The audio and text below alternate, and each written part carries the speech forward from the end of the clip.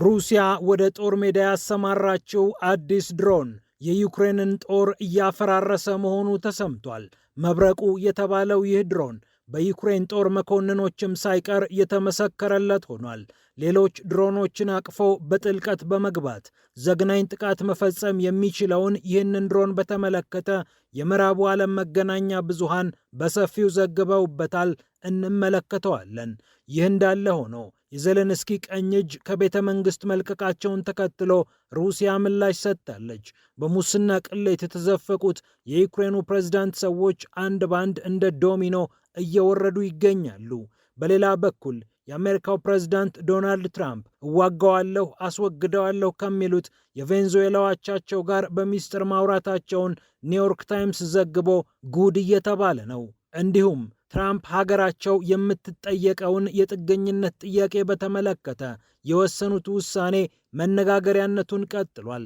የሀገሪቱ ባለስልጣናትም በጉዳዩ ላይ ተጨማሪ ማብራሪያ ሰጥተዋል። ፒያሳ ኔትወርክን ስትከታተሉ ሁሉንም በጥልቀት ታገኛላችሁ። ፒያሳ ኔትወርክን ሰብስክራይብ፣ ላይክ እና ሼር በማድረግ የተአማኒ የጥልቅና የፈጣን ዘገባዎች ቤተሰብ ሁኑ ስንል በአክብሮት ጋብዘናል።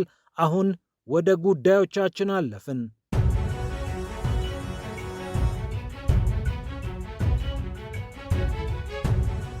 የዩክሬን ወታደሮች ጭምር የመሰከሩለት የሩሲያ ጦር መብረቁ ሲል የሚጠራው ድሮን የዩክሬንን ጦር እያፈራረሰው እንደሚገኝ ተሰምቷል።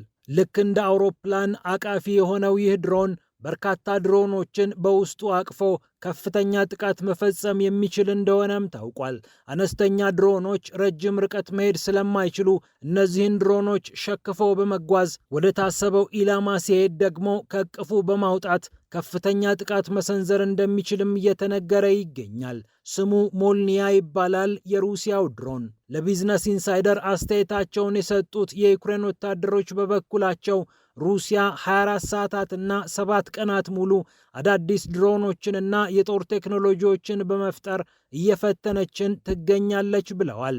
መብረቁ ወይም ደግሞ ሞልኒያ ድሮን በተለይ ከቅርብ ወራት ወዲህ በካርኮቭ እና በተለያዩ አካባቢዎች አደገኛውን ጥቃቱን እየፈጸመ እንደሚገኝም ወታደሮቹ ጠቅሰዋል። የአራተኛው ሬንጀር ሬጅመንት ወታደራዊ መኮንን የሆነ አንድ ስሙ ያልተገለጸ የዩክሬን ወታደር እንደሚናገረው እነዚህ ድሮኖች በጦር ሜዳ መሰማራት ከጀመሩበት ጊዜ አንስቶ ከፍተኛ ጉዳት በጦራቸው ላይ እያደረሱ ይገኛሉ።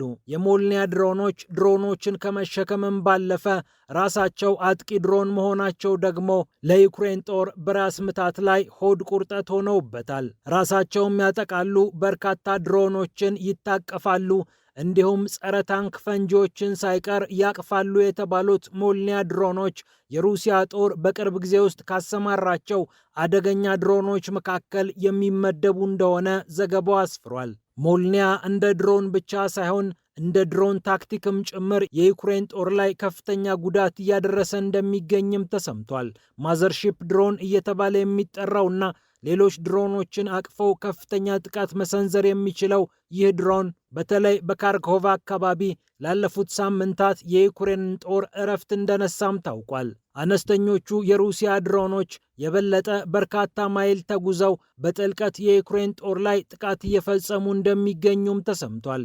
በየጊዜው አዳዲስ ቴክኖሎጂዎችን በዚህ ጦርነት ላይ እየሞከረችና ውጤታማም እየሆነች የምትገኘው ሩሲያ አዳዲስ ወታደራዊ ታክቲኮችንም ጭምር እያስተዋወቀች ትገኛለች ይላል የቢዝነስ ኢንሳይደር ዘገባ። ዩክሬኖች በጥቁሩ ባህር የተለያዩ ድሮኖችን አቅፈው መጓዝ የሚችሉ ድሮኖችን እያሰማራች በሩሲያ የጦር መርከቦች ላይ ጥቃት ስትፈጽም እንደነበር ይታወቃል። ሩሲያ ይህንን በሰማይ ላይ በማምጣት የዩክሬንን ጦር ጉድ እያደረገች እንደምትገኝም ተሰምቷል። ጦርነቱ በለውጥ ላይ ለውጥ እያሳየን ይገኛል የሚሉት የዩክሬን ወታደሮች ቢያንስ በየግማሽ ዓመቱ ሩሲያ አደገኛ ታክቲክና አደገኛ የጦር መሳሪያ አምርታ ተወቃናለች እያሉ ይገኛሉ። ሩሲያ አንድ ነገር ስታመርት ዩክሬን ደግሞ ያንን የሚከላከል ጸረ ድሮን ስትሰራ እንደ አይጥና ድመት ወታደራዊ ቴክኖሎጂው የረቀቀ ደረጃ እንዲደርስ አድርገውታልም እየተባለ ይገኛል። ዘገባው የጠቀሳቸው ሌትናንት ኮሎኔል ዩሪ ማይሮኔንኮ እንደሚናገሩት የሩሲያ ጦር 24 ሰዓታትና 7ቱንም ቀናት አዳዲስ የጦር መሳሪያዎች በመፍጠር የፈጠራቸውን የጦር መሳሪያዎችንም ወደ ግዳጅ በማሰማራት ከፍተኛ ጥቃት እየሰነዘረ ይገኛል። ሞልኒያ ድሮኖች የዚህ ውጤት ናቸው ብለዋል ኮሎኔሉ።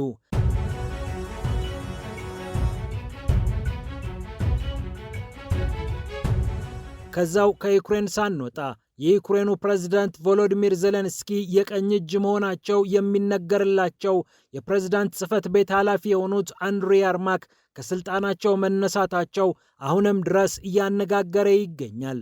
የሩሲያንና የዩክሬን ጦርን ለማብረድ የትራምፕ የሰላም ሐሳብን በተመለከተ እንደ ተደራዳሪ ተቀምጠው የነበሩት አንድሪ የርማክ ቢሮአቸው ከተፈተሸ በኋላ የዩክሬኑ ፕሬዝዳንት ቮሎዲሚር ዜሌንስኪ በከፍተኛ ድንጋጤ ውስጥ እንደነበሩ ይታወሳል።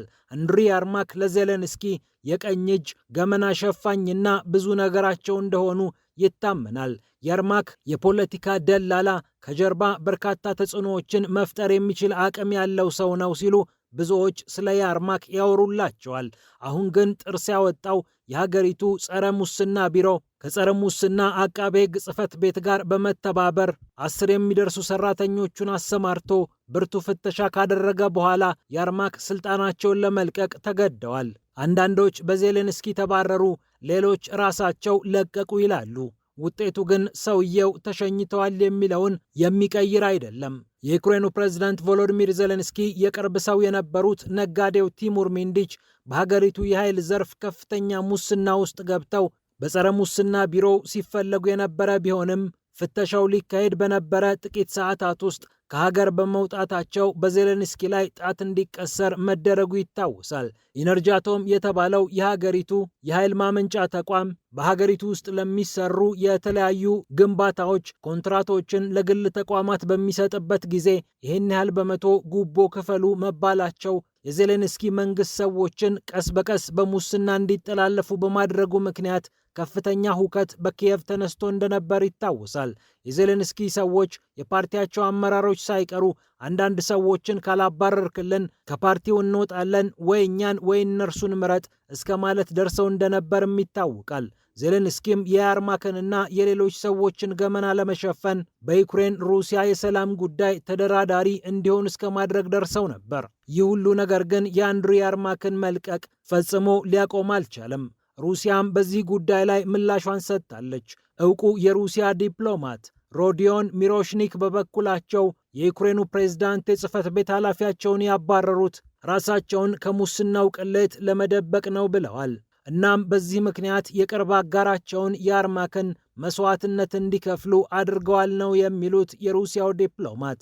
ዜሌንስኪ ፖለቲካቸውን ያለ የርማክ እንዴት ይገፉታል የሚለው ጉዳይም አጠያያቂ ሆኗል። ምክንያቱም ሚኒስትሮችን፣ ጀነራሎችን የዜሌንስኪን ሐሳብ እንዲያስፈጽሙ የሚያግባቡት የሚያማልሉት ሰው ከቤተ መንግሥት ከወጡ የዜሌንስኪ ቀኝ እጅ ተመታ እንደማለት ይቆጠራልና።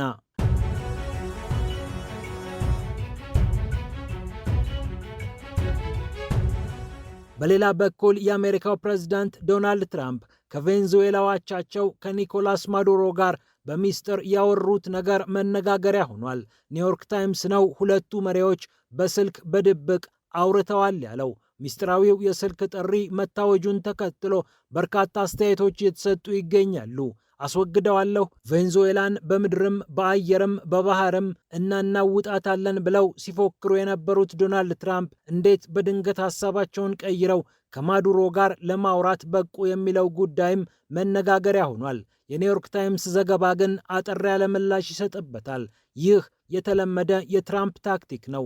እያስፈራሩ መደራደር የሚለው የትራምፕ ታክቲክ በቬንዙዌላ ላይም ተተግብሯል ይላል ዘገባው። የእጽ አሸባሪዎችን እንዋጋለን፣ በቬንዙዌላ መሬት ላይም ቢሆን ቦምብ አውርደን እነዚህን አሸባሪዎች እስከ መጨረሻው እንታገላቸዋለን ስትል የነበረችው ዋሽንግተን በመሪዋ በዶናልድ ትራምፕ አማካኝነት የተለያዩ ጥቃቶች በቬንዙዌላ ላይ ሊፈጸም እንደሚችል ስትጠቅስ ቆይታለች።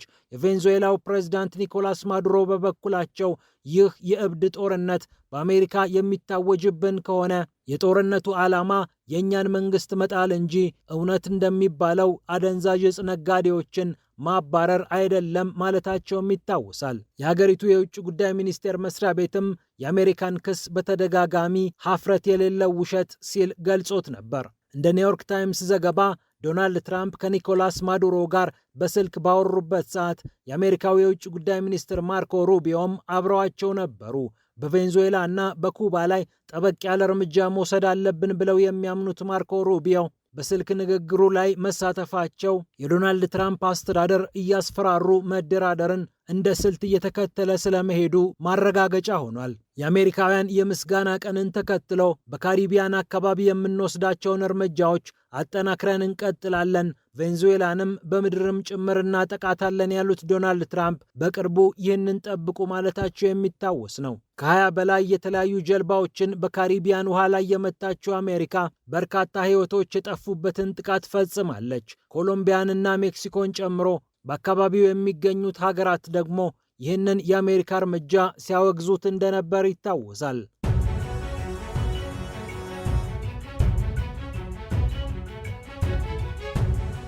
ከዛው ከአሜሪካ ሳንወጣ የአሜሪካው ፕሬዝዳንት ዶናልድ ትራምፕ ከሶስተኛው ዓለም ማንም ሰው እንዳይመጣብኝ የሚለው ንግግራቸውን ተከትለው የሀገሪቱ ባለስልጣናት ማብራሪያቸውን ሰጥተዋል። በዋይት ሀውስ ፊት ለፊት የተፈጸመውና በአፍጋኒስታን ዜጋ እንደተፈጸመ የታወቀው ጥቃት አሜሪካን ማስደንገጡ ይታወሳል። ታዲያ ይህን ተከትሎ ከአፍጋኒስታን ምንም አይነት ስደተኛ አትቀበሉብኝ ያሉት ዶናልድ ትራምፕ ነገሩን ፈቀቅ አድርገውት ከሶስተኛው ዓለም የሚመጡ ስደተኞችን በተመለከተ ቁጥጥር ማድረግ እንደሚገባ መናገራቸው ይታወሳል። የአሜሪካ የዜግነትና የኢሚግሬሽን አገልግሎት ዳይሬክተር በበኩላቸው በዚህ ጉዳይ ላይ አጠር ያለ ማብራሪያ ሰጥተዋል። ጆሴፍ ኤድሎ ናቸው ማብራሪያውን የሰጡት።